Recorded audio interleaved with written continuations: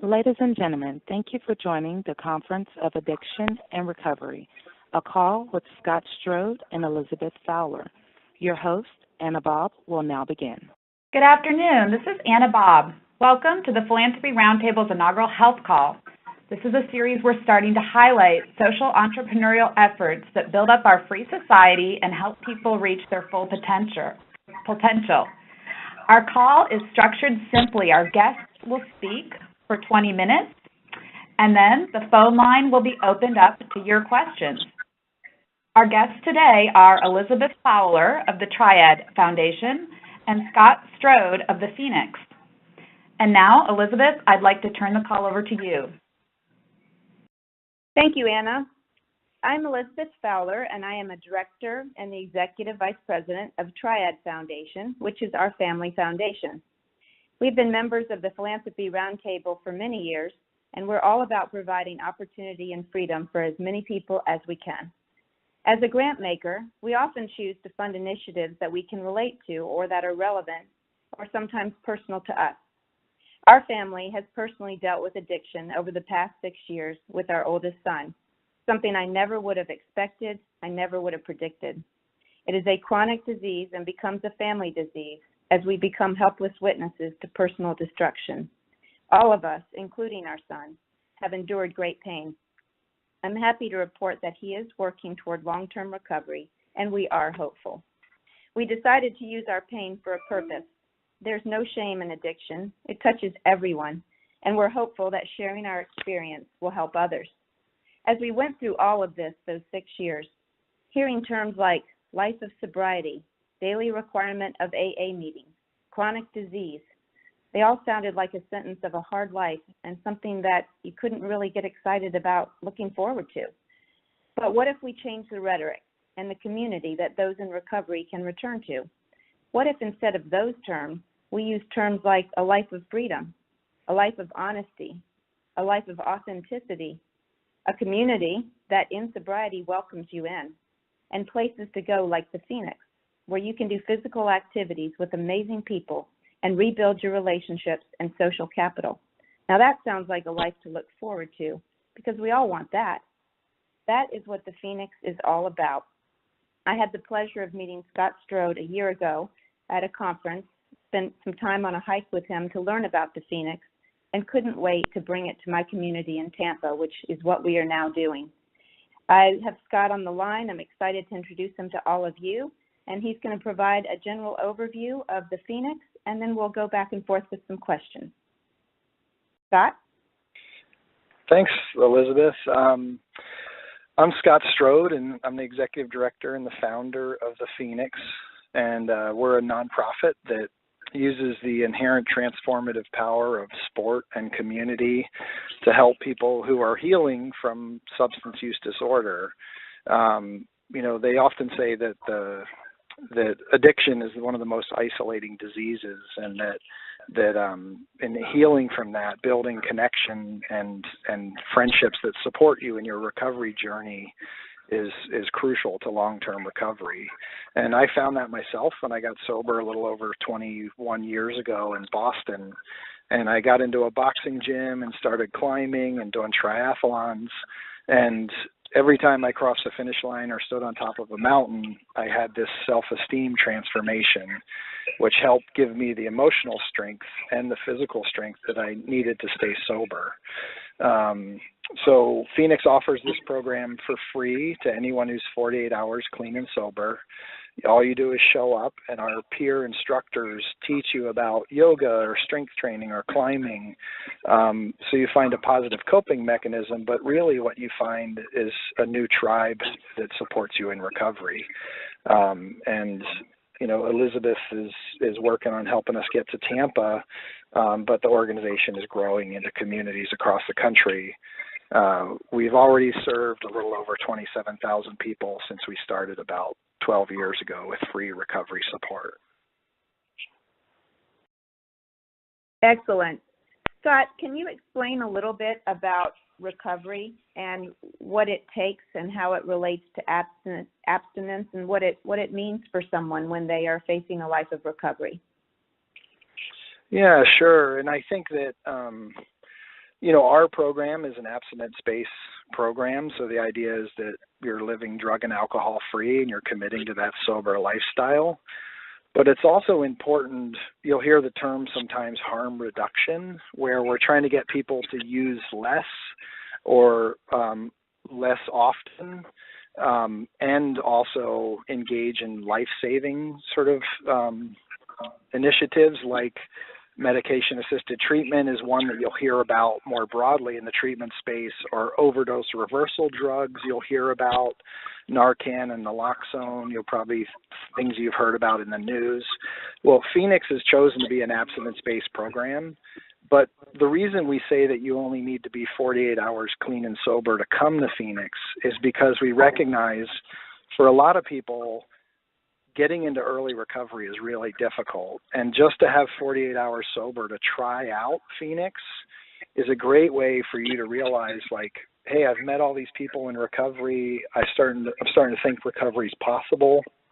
Even if I drink and use maybe other nights in that week, if I can get 2 days sober, I can go back to that place where I was believed in, even though I may not yet believe in myself.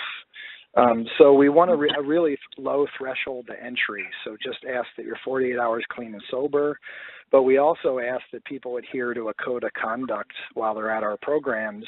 And that's really rooted in trying to create emotional safety, physical and emotional safety, because so many of our folks are trauma survivors or experience trauma in their addiction, that creating that trauma healing space is really crucial to the program.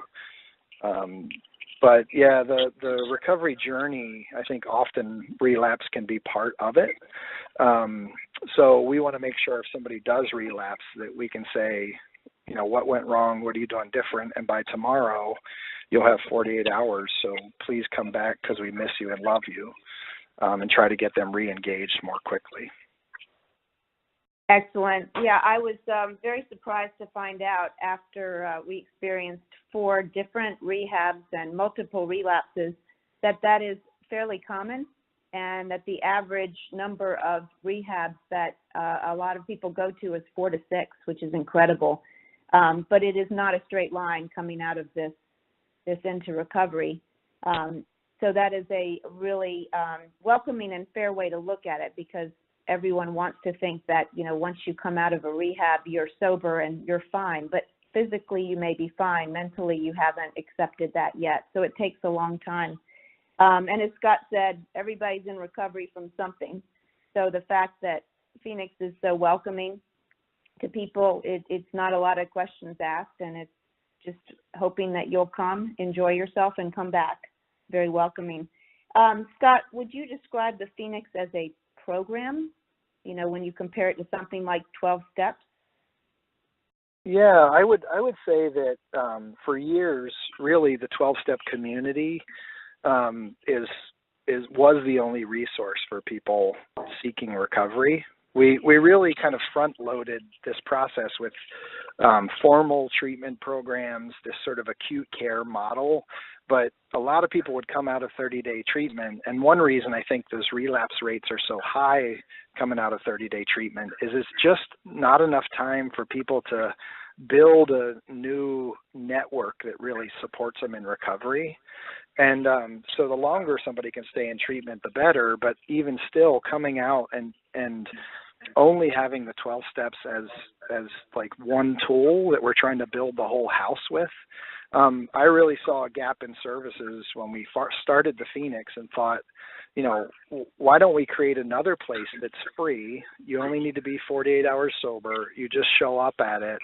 If you adhere to this code of conduct, you can be part of it. And it just takes away the barriers to access, because so many people, that first step into recovery, imagine deciding you want to get sober or clean and you can't find access to treatment. Maybe your insurance isn't accepted. Maybe it's not financially within your means. It's really easy to fall right back into using. But if there's a place you can step right into, like the Phoenix, it makes it a lot easier. And a lot of our folks also use the 12-step sort of 12-step programs to help support their recovery, but they also kind of meet people at Phoenix that help them think about other things they can do as well. Like, I'm a childhood trauma survivor, and I'll often share my story openly, and that allows people to say, wow, this big bald guy lifting weights with me was open about his story. Maybe I can do some therapy too and let go of some of that pain. I don't have to wear that emotional armor. I can be more vulnerable here. And because of that, I'm getting bridged to other things that can help me recover. That's wonderful. And one of the things that I've noticed the Phoenix does as it enters new communities is they actually go into some of the rehab centers and do workouts with the people that are in treatment. So when the people get out of treatment, they already know somebody from the Phoenix. They recognize the T-shirts and they know where to go. So it's a continuous line for them to not step out of that door and feel lost, but instead to have a connecting point as a starting point, in addition to the AA meetings that they will need, for the long term. Scott, we've all been hearing about the increase in addiction and, of course, with the opioid crisis. Why do you think that there has been such an increase in addiction? And do you think it's that people are sharing and becoming more aware of it as much as it is the increase? Is it both? I think there's definitely increase in our society of folks feeling sort of disconnected and wanting to sort of numb out emotional pain, or I think that there's some evidence that adverse childhood experience can kind of teach us a lesson about our self-worth, or kind of leave us wanting to numb that sort of lack of self-worth with a drink or a drug. But I think drugs and alcohol are just one part of it. I think many people are seeking their emotional well-being externally. It may be by, what you look like, how many followers you have on social media, how much money you make. We kind of have this mindset of, if we achieve this, then we'll be happy, as opposed to being able to find our happiness internally. And I think for folks struggling with substance use disorder, it's even more of a profound sort of struggle. Like we're really somewhere in there, there's some wound we're trying to numb. And then the sad thing is that in our addiction story, we often are kind of re-traumatized and often re-victimized in some of these things that perpetuates our drug and alcohol use. So, the challenge is, I think that we're in this situation nationally in part because of prescription drugs and the way that they, were kind of promoted in the early days, and on top of us being more and more disconnected because of, social media and some other stuff, and stigma around asking for help around addiction. So that stuff is compounded on itself to land us where we are today. But I think, you shared something earlier that I want to emphasize. You'll see people, if you look up our content, wearing sober T-shirts and being proud of their Phoenix gear and just saying, hey, I'm in recovery and I'm proud of who I am today. And that strips away some of that stigma and makes room for people that are struggling to ask for help. So I think creating a message of hope that resiliency is one of the most powerful parts of the human spirit, and that we can all overcome difficult things we faced in life, and that all we have to be is sort of reminded sometimes about that intrinsic strength that we all have. And I think we can change that national narrative around the addiction crisis. That's excellent. And if anybody's seen the logo of the Phoenix or the sober T-shirts, they're very eye-catching, and they always beg the question. When you see those shirts, you want to ask more, which is the point of the T-shirt. Scott, as far as the growth of Phoenix, maybe you could talk about how it's grown and your expansion plans. Yeah, so in the early days, we probably made a lot of the sort of instinctual mistakes that a lot of nonprofits make, like trying to think, well, we need, $3 million pledged over 4 years to go to a community, and we need, all of this stuff up front before we can grow, and we need executive directors in every place that we have programs. And, we started to build this large, expensive sort of nonprofit engine. And then we realized that, Phoenix started by my own recovery story and the fact that being on a bike racing triathlon and climbing changed my life. And we thought, what if we just get somebody in a community who carries that same spirit of hope and resiliency, who's willing to share something that's important to them, whether it's climbing or biking or yoga or strength training. And in that way, we can grow just with one volunteer in a community, and we help that volunteer with training and technical assistance in our model. We obviously kind of vet them to make sure there's alignment on the mission side of things and the core values. But we've really looked at volunteer-led growth over the last 2 years as a way to get into more communities. Then we also have these large brick and mortar sort of centers of excellence. We call them anchor chapters. And those serve as sort of the trunk of the tree, and then from which the branches can reach out, those volunteer-led programs. But we bring people to those brick and mortar spaces to train them in the model, to do ongoing support, so that they can see what it looks like to implement the program on a larger scale. And then they can go back into neighboring communities and run it as volunteers and help us reach more people with our programs. So since we brought in the volunteer-led programming and that anchor chapter model, we've now grown into 22 states and into 40 communities, with a plan to grow even beyond that because the need is so great everywhere. So we just got a large grant from an organization called Stand Together for $3 million to build the infrastructure in the national office for more growth and scaling.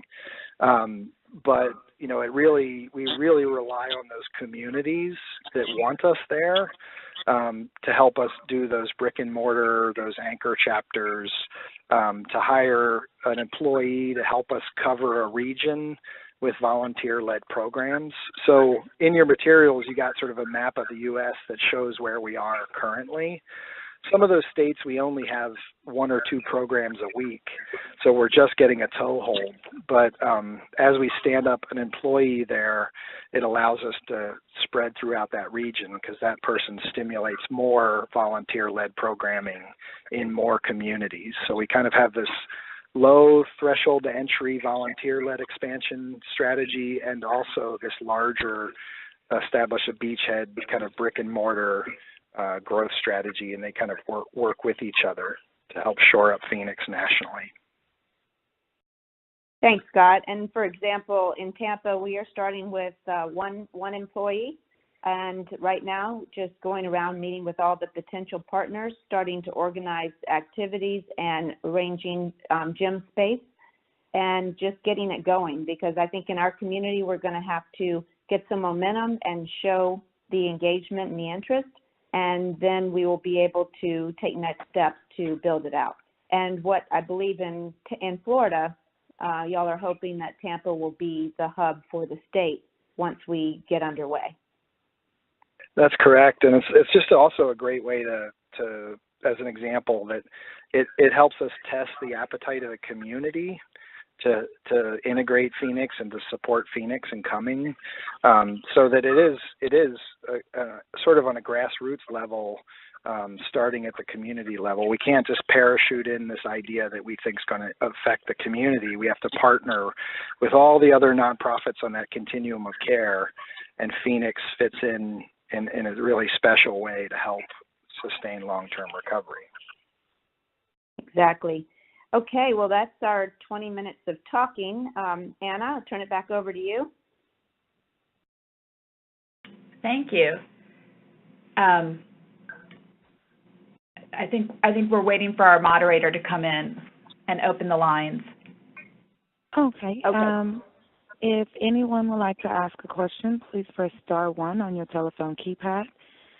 Again, if you would like to ask a question, please press star 1 on your telephone keypad.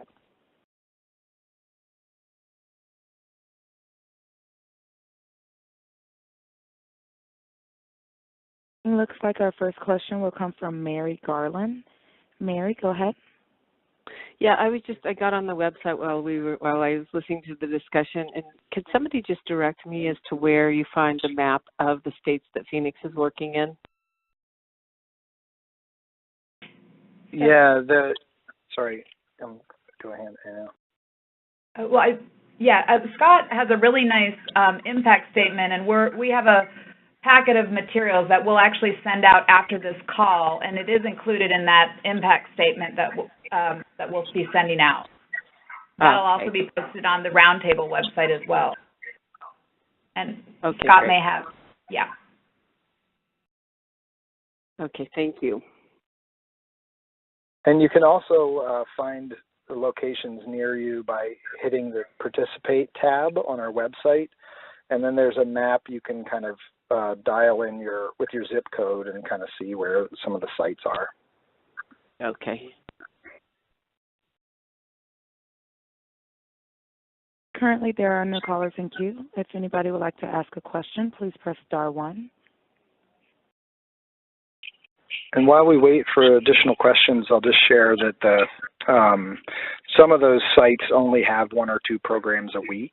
They're just in the fledgling stage, but I can always direct people to some of our anchor chapters if you actually want to come in and see Phoenix programs. Our next question is going to come from William Conway. William, go ahead. Hi, interesting program. I gather a big part of it is physical activity and sports as a way of aiding recovery. Do you deal with professionals on this, or they're just a buddy system? It's more of a buddy system. So I'm in recovery, and for me, cycling was a big part of my early recovery. So you and I might go for a ride. I turn you on to the sport and empower you to be a cyclist, and then sort of in that new identity and the group of folks that you meet to ride with, you start to build a support network that helps you stay sober. We just find that the exercise really helps with brain chemistry if folks have occurring mental health stuff. But also something about sweating just kind of helps us shed that emotional armor more quickly. And kind of you and I might face the greater adversity of the hike or the climb. And then when we get to the top of it, we've sort of built a bond. And in that bond, I find somebody I can turn to when I'm having a tough day so I don't have to drink or use. And the bigger your network gets, there's evidence that your recovery support network, that it helps sustain long-term recovery. But sport's a powerful catalyst for self-transformation, obviously.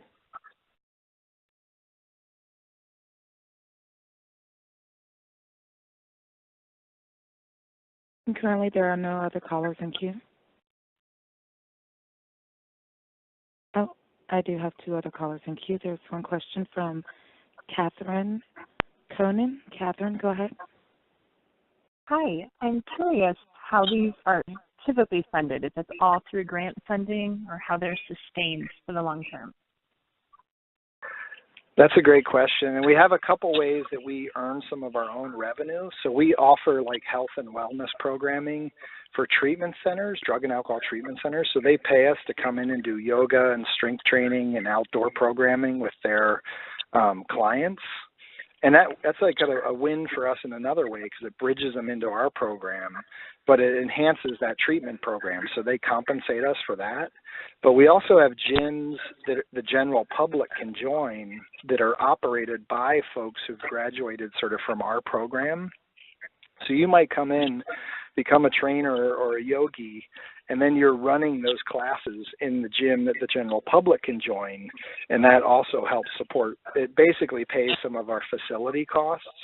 Right now, it's not a big enough revenue stream for us that we split it out as unrelated business income, but someday we hope that will become a way that we can scale into communities. That we could come in, open a gym, the general public supports that to some degree, that gives us a space from which to operate our programs. So we earn some revenue from that, and then also working with treatment centers. We also apply for state and federal funding.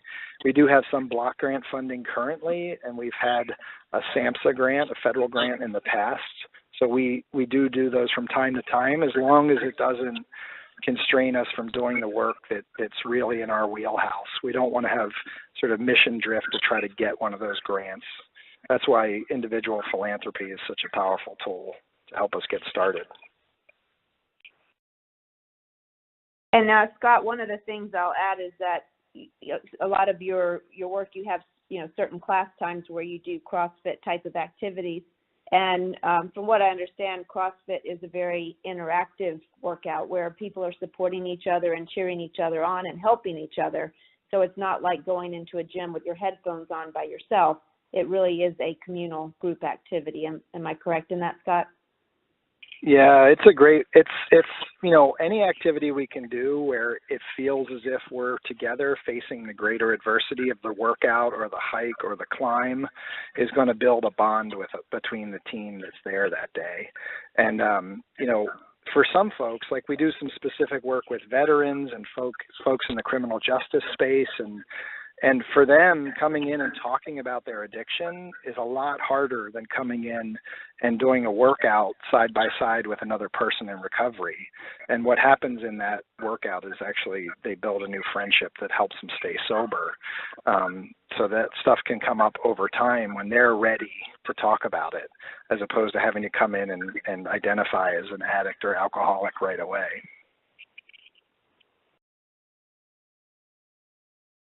Looks like we have another question, or a question from Tiffany Hall. Tiffany, go ahead. Thank you. Actually, mine was the exact same question about funding streams. But I will just say I got to visit the Phoenix out in Boston, and it's a really incredible program, so thanks for the work you do. Thank you. And that one's really special to my heart. That's because I got sober there, but really because where we're located there, it's like the tip of the spear for the opioid crisis. If you know that neighborhood, you know that there's sort of an open drug market outside and that there's a lot of folks in that area struggling. And to have this sort of beacon of hope, like you walk in there and it just feels, you can feel the energy and the positivity that the other folks in recovery that are in there are bringing. And it's just, it's amazing to see folks getting into early recovery while they may be still experiencing homelessness, but they're coming to Phoenix, and that emotional strength they build there is actually what might help them go get that job or, work on getting their apartment, or, we've had several people that have gone from homelessness to our program to being integrated back into society as somebody in recovery, and being proud of it to make space for others to follow that trajectory. Well, this is Anna Bobb again. I just want to thank everyone so much for your questions, for joining our call today. Thank you so much, Scott and Elizabeth. We are going to send out a digest of this call, which is going to provide all of the supporting materials that we discussed. And by the way, it will also include a video that Elizabeth's daughter did as a TED Talk. And if you haven't seen that, I encourage you to take a look at that. So you'll get that through email, and we'll also post these materials on our website. Scott, do you want to just quickly give your web address as well? Yeah, you can learn more at thephoenix.org. And feel free to reach out to me if you have questions you didn't get to ask on this call, or you want to follow up with later. I'm happy to help in any way. Also, if you know somebody who's struggling and needs to get into recovery, we often help people get on the path. So you can reach out to me with anytime. Well, we hope to continue these calls as well, and we really thank you for your time today. Thanks again.